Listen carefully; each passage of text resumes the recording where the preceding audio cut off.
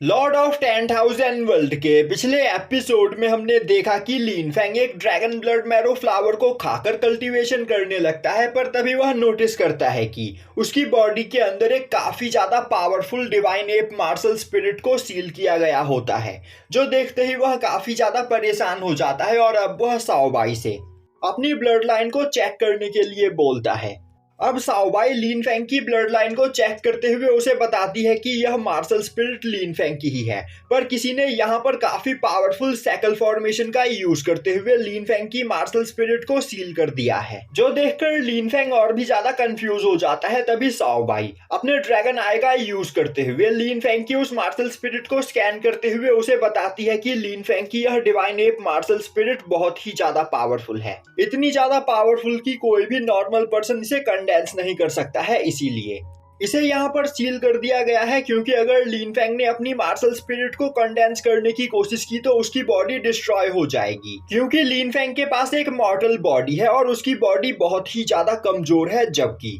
उसकी divine ape martial spirit एक God level martial spirit है। साफ शब्दों में कहा जाए तो लिन फेंग के पास एक गॉड लेवल ब्लड लाइन है। यह सुनते ही लिन फेंग और भी ज्यादा कंफ्यूज हो जाता है और बोलता है, मेरे फादर लिन सेंग चेंग एक मॉर्टल थे, तो आखिर मेरे पास गॉड ब्लड लाइन कैसे हो सकती है? क्या मेरे फादर लिन सेंग चेंग मेरे रियल फादर नहीं है? तभी साओबाई लिन फेंग को बताती है कि लिन फेंग के पास डिवाइन एप मार्शल सोल है और डिवाइन एप मार्शल सोल लिन फैमिली के ही लोगों के पास होता है, तो इससे यह साबित होता है कि लिन सेंग चेंग ही लिन फेंग के फादर है। पर साथ ही साथ लिन फेंग यहाँ पर एक हीलिंग मार्शल सोल को भी अवेक कर पाया था, तो शायद से उसकी मदर के पास हीलिंग मार्शल सोल होगी और वह कोई अपर वर्ल्ड की कल्टीवेटर होंगी। यह सुनते ही लिन फेंग बोलता है, अब तो मुझे जल्द से जल्द अपने फादर को ढूंढना होगा जिससे मैं अपनी इस मिस्ट्री को सॉल्व कर सकूं। और अब वह दुखी होते हुए बोलता है, अफसोस मेरे पास इतनी ज्यादा पावरफुल मार्शल स्पिरिट है, पर मैं उसे अवेक नहीं कर सकता हूं क्योंकि मेरी बॉडी बहुत ही ज्यादा वीक है। यह सुनते ही साओबाई लिन फेंग को बताती है कि लिन फेंग अगर अपनी डिवाइन एप मार्शल सोल को यहाँ पर अवेक करना चाहता है तो उसे अपनी बॉडी को पावरफुल बनाना होगा। और लिन फेंग ने जैसे ही ड्रैगन ब्लड मैरो फ्लावर को खाया, उसे अपनी बॉडी के अंदर मौजूद डिवाइन एप मार्शल स्पिरिट के बारे में पता चल गया। तो अगर वह यहाँ पर कुछ और हर्ब्स को खाकर अपनी बॉडी को स्ट्रांग बना लेता है तो वह अपनी डिवाइन एप मार्शल स्पिरिट को भी अवेक कर सकता है। यह सुनते ही लिन फेंग बोलता है, तो फिर ठीक है, अब मैं ज्यादा से ज्यादा कल्टीवेशन करके और इन सभी हर्ब्स को खाने के बाद अपनी बॉडी को इतना ज्यादा स्ट्रांग बना लूंगा कि मैं अपनी डिवाइन एप मार्शल स्पिरिट को भी अवेक कर सकूं। तभी लिन फेंग के कमरे के बाहर से कोई उसे आवाज देते हुए बोलता है कि प्रिंसेस बिंगलुआन और रॉयल फैमिली के बाकी सभी लोग उसका इंतजार कर रहे हैं। अब लिन फेंग अपने कमरे से बाहर निकलता है तो वहां पर प्रिंसेस बिंगलुआन रॉयल फैमिली के बाकी सभी लोगों के साथ खड़ी होती है और अब प्रिंसेस बिंगलुआन लिन फेंग की बढ़ी हुई पावर को देखकर हैरान हो जाती है, क्योंकि एक रात के अंदर ही लिन फेंग की पावर दोबारा से वहां पर काफी ज्यादा बढ़ चुकी होती है। अब लिन फेंग प्रिंसेस बिंगलुआन को देखते हुए बोलता है, प्रिंसेस क्या आप सभी लोग ब्लू ड्रैगन वैली की ओर जा रही हो? प्रिंसेस बिंगलुआन बोलती है, हाँ, ड्रैगन वैली के खुलने का टाइम आ गया है और इस बार 3 रैन डायनेस्टी के डिसाइपल्स इस कंपटीशन में पार्टिसिपेट करने वाले हैं, तो हमें अभी यहाँ से निकलना होगा, वरना हम लोग ड्रैगन वैली के अंदर जाने का मौका गवा सकते हैं। तभी मास्टर लिंगलाओ लिन फेंग के पास आते हुए उसे एक बॉक्स देते हुए बोलते हैं, मास्टर लिन फेंग, आपने जिन जिन मटेरियल्स के बारे में मुझे बताया था, आपके लिए मैंने यहाँ पर उन सभी मटेरियल्स को कलेक्ट कर लिया है। अब लिन फेंग लिंगलाओ को थैंक्स करता है और बोलता है कि मास्टर लिंगलाओ, अगर आपने जनरल मैंसन के सोल्जर्स को यहाँ पर रोककर नहीं रखा होता तो मेरी लिन फैमिली अब तक डिस्ट्रॉय हो चुकी होती, तो इसके लिए मैं आपका शुक्रगुजार हूँ। और अब वो अपने पास से एक स्क्रोल को निकालकर उसे लिंगलाओ को देते हुए बोलता है, मेरे फादर ने मुझे यह टेक्निक दी थी जिसे मैं आपको गिफ्ट करना चाहता हूँ, और मेरे ख्याल से इस टेक्निक का यूज करके आप और आपकी फैमिली के सभी लोग अपनी पावर को और भी ज्यादा बढ़ा सकते हो। अब लिंगलाओ जैसे ही उस टेक्निक को देखता है उसके होश उड़ जाते हैं, क्योंकि वह एक किंग लेवल टेक्निक होती है। और अब मास्टर लिंगलाओ लिन फेंग को थैंक्स करते हुए बोलने लगते हैं, मास्टर लिन फेंग, आपने यह टेक्निक गिफ्ट करके मुझ पर बहुत बड़ा एहसान किया है और आज मैं लिंगलाओ लिंग फैमिली का मास्टर कसम खाता हूँ कि मेरी पूरी लिंग फैमिली आपको हमेशा फॉलो करेगी। आपको परेशान होने की कोई जरूरत नहीं, आप आराम से प्रिंसेस बिंगलुआन के साथ यहाँ से जा सकते हो। आपकी गैर मौजूदगी में मैं और मेरे लिंग फैमिली के सभी सोल्जर्स आपके लिन फैमिली को प्रोटेक्ट करेंगे। अब लिनफेंग अपने ग्रैंडफादर से मिलने के लिए लिन फैमिली के हॉल में आता है और अब वह उन्हें एक मेडिसिन की बोतल देते हुए बोलता है, ग्रैंडफादर, मैं प्रिंसेस बिंगलुआन के साथ ड्रैगन वैली में जा रहा हूँ और मैं चाहता हूँ कि मेरी गैर मौजूदगी में इन पिल्स में से आप एक पिल लिन शाओयू को रोज दे, जिससे धीरे धीरे उसकी सोल पावर यहाँ पर रिकवर हो जाएगी। अब रॉयल फैमिली के सभी लोग भी उस जगह पर आ जाते हैं। तभी लिनटियान बोलता है, लिनफेंग, तुम्हें परेशान होने की कोई जरूरत नहीं, तुम रॉयल फैमिली के डिसाइपल्स के साथ ड्रैगन वैली में जाकर कल्टीवेशन कर सकते हो, तुम्हारी गैर मौजूदगी में मैं और लीन फैमिली के सभी डिसाइपल्स लीन फैमिली को प्रोटेक्ट रखेंगे।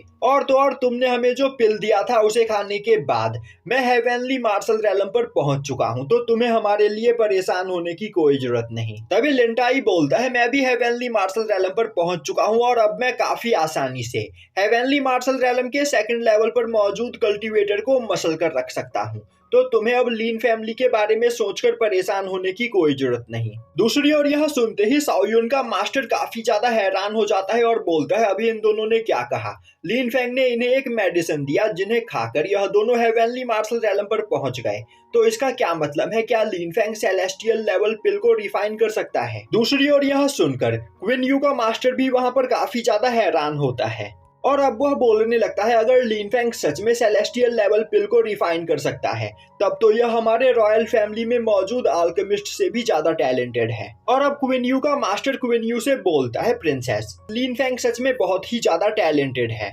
और मेरे ख्याल से फ्यूचर में यह और भी ज्यादा पावरफुल बन सकता है, तो फिर क्यों ना आप लीन फैंग से यहाँ पर शादी कर ले, जिससे लीन फैंग हमारे रॉयल फैमिली का मेंबर बन जाए। और अगर लीन फैंग हमारे फैमिली को ज्वाइन कर लेता है तो हमारी फैमिली की पावर काफी ज्यादा बढ़ जाएगी। तो एक बार इस बारे में सोचिए, हमारी रॉयल फैमिली के रिसोर्सेज का यूज करके लीन फैंग अपनी पावर को काफी ज्यादा बढ़ा सकता है, जिसके बाद आप लीन फैंग के साथ इस पूरे क्विनलॉन्ग डायनेस्टी की क्वीन बन सकती हो। तभी क्वीन यू उदास होते हुए बोलती है, उसके मन में पहले ही यह ख्याल आया था, इसीलिए उसने लीन फैंग को प्रपोज भी किया था, पर लीन फैंग अभी शादी करना ही नहीं चाहता है। दूसरी ओर शाओयुन का मास्टर शाओयुन से बोलता है, प्रिंस, लीन फैंग एक सेलेस्टियल जीनियस है, तो अगर उसकी शादी हमारे फैमिली में हो जाए तो उसके पास मौजूद टैलेंट का यूज करके हमारी रॉयल फैमिली काफी ज्यादा पावरफुल बन सकती है और लीन फैंग की पावर का यूज करके आप पूरे क्विनलॉन्ग डायनेस्टी के अगले किंग बन सकते हो, तो फिर क्यों ना आप इस बारे में लीन फैंग से बात करो। अब यह सुनते ही शाओयुन घबरा जाता है और बोलता है, मास्टर, आखिर आप यह कैसी बात कर रहे हो? मुझे लड़कों में कोई भी इंटरेस्ट नहीं है। तभी शाओयुन का मास्टर बोलता है, प्रिंस, आखिर आप यह क्या बोल रहे हो? मेरे कहने का यह मतलब नहीं था, मैं तो यह बोल रहा हूँ कि आप अपनी सिस्टर याक्विन की शादी लीन फैंग के साथ करवा दो, जिससे लीन फैंग हमारे रॉयल फैमिली का मेंबर बन जाएगा और फिर उसके टैलेंट का यूज करते हुए आप भी अपनी पावर को काफी ज्यादा बढ़ा सकते हो और क्विनलॉन्ग डायनेस्टी के अगले किंग बन सकते हो। अब यह सुनते ही शाओयुन चैन की सांस लेते हुए बोलता है, मास्टर, थोड़ी देर के लिए तो आपने मुझे यहाँ पर डरा ही दिया था, आपकी बात में दम तो है, पर याक्विन की एज अभी शादी के लिए बहुत ही ज्यादा कम है, तो मुझे इस बारे में अपने फादर से बात करना होगा। दूसरी ओर प्रिंसेस बिंगलुआन के अंकल उन दोनों रॉयल फैमिली के मेंबर की बात सुन रहे होते हैं और अब वह प्रिंसेस बिंगलुआन से बोलते हैं, प्रिंसेस, यहाँ पर बाकी दोनों रॉयल फैमिली के लोगों की नजर लीन फैंग के ऊपर है और वह दोनों यहाँ पर कुछ करे इससे पहले क्यों ना आप ही लीन फैंग को प्रपोज कर दीजिए। मैंने यह सुना है कि आप और लीन फैंग काफी ज्यादा क्लोज हो, तो लीन फैंग यहाँ पर शादी के लिए आपको मना भी नहीं करेगा। यह सुनते ही प्रिंसेस बिंगलुआन वहां पर शर्माने लगती है और अब लीन फैंग थोड़ी देर तक अपने ग्रैंडफादर से बात करने के बाद रॉयल फैमिली के सभी लोगों के साथ ड्रैगन वैली की ओर जाने लगता है और अब वह सभी लोग अपने फ्लाइंग शिप पर बैठकर फ्लेम ड्रैगन अबियस में पहुंचते हैं, जिस जगह को देखकर लीन फैंग बोलता है, इसी जगह पर मेरे फादर मेरे लिए कुछ हर्ब लेने के लिए आए थे, जिससे वह मेरे मार्शल सोल को अवेक कर सके। और उसी दौरान कुछ पावरफुल मॉन्स्टर्स ने मेरे ग्रैंडफादर के ऊपर अटैक करके उन्हें बुरी तरीके से घायल कर दिया था, तो यह जगह सच में बहुत ही ज्यादा खतरनाक है।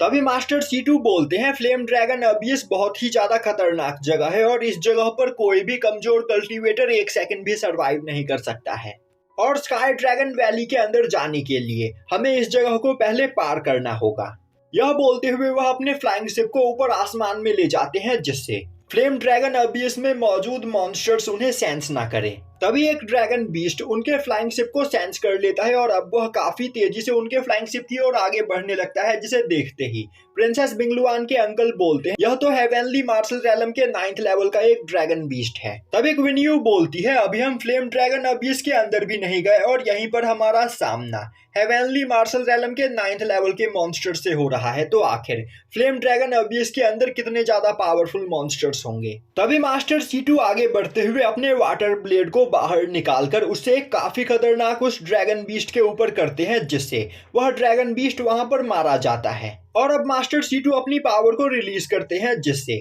फ्लाइंग शिप की ओर धीरे धीरे आगे बढ़ रहे सभी मॉन्स्टर्स डर जाते हैं और अब वह वहां से पीछे मुड़ जाते हैं। तभी मास्टर C2 बोलते हैं, फ्लाइंग शिप को आगे बढ़ाओ, क्योंकि इस जगह पर डिवाइन मार्शल रैलम के मॉन्स्टर्स से भी हमारा सामना हो सकता है। तभी हेवनली मार्शल रैलम के 9th लेवल पर मौजूद कई सारे ड्रैगन हॉक उनके फ्लाइंग शिप के ऊपर अटैक कर देते हैं। यह देखते ही मास्टर C2 अपने ड्रैगन मार्शल सोल को बाहर निकालते हैं और तभी क्वीन यू का मास्टर भी अपने आइस फिनिक्स मार्शल सोल को बाहर निकालता है और अब वह दोनों लगातार अटैक करते हुए उन सभी ड्रैगन हॉक को वहां से भगा देते हैं। तभी कुछ जाइंट ट्री रूट काफी तेजी से उनके फ्लाइंग शिप की ओर आगे बढ़ते हुए उनके फ्लाइंग शिप को जकड़ लेती है। यह देखते ही सभी लोग परेशान हो जाते हैं और अब सभी लोग अपनी पूरी पावर का यूज करते हुए उस ट्री रूट के ऊपर अटैक करने लगते हैं, पर वह ट्री रूट स्टील से भी ज्यादा स्ट्रांग होता है। तभी लिनफेंग अपने ड्रैगन आई की पावर का यूज करते हुए देखता है कि एक जाइंट एंशिएंट ट्री अपने ट्री रूट्स का यूज करते हुए उनके फ्लाइंग शिप को डिस्ट्रॉय करने की कोशिश कर रहा होता है।